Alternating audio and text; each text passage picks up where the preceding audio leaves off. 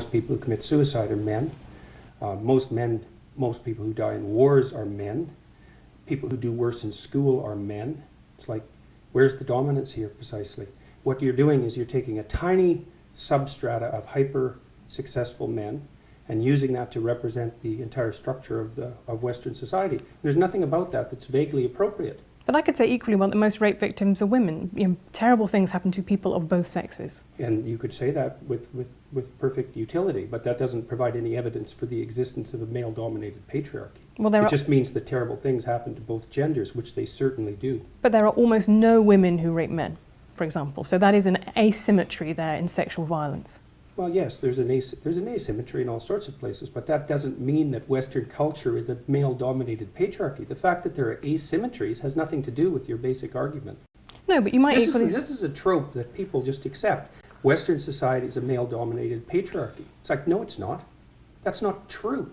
And even if it has a patriarchal structure to some degree, the fundamental basis of that structure is not power, it's competence. That's why our society works. It's only when a structure degenerates into tyranny that the fundamental relationships between people become dependent on power. It's not power. If you hire a plumber who's likely to be male, it's not because there's roving bands of tyrannical plumbers forcing you to make that choice. And it's the case with almost every interaction that you have at the face of our culture. You're dealing with people who are offering a service of one form or another, who are usually part of the broad middle class, and what you're looking for is the person who can offer the best service, and you can find it.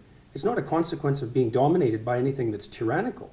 And then again, our culture, our Western culture, which is by no means perfect, and certainly has tyrannical elements like all cultures do, is the least tyrannical society that's ever been produced, and certainly the least tyrannical society that exists now.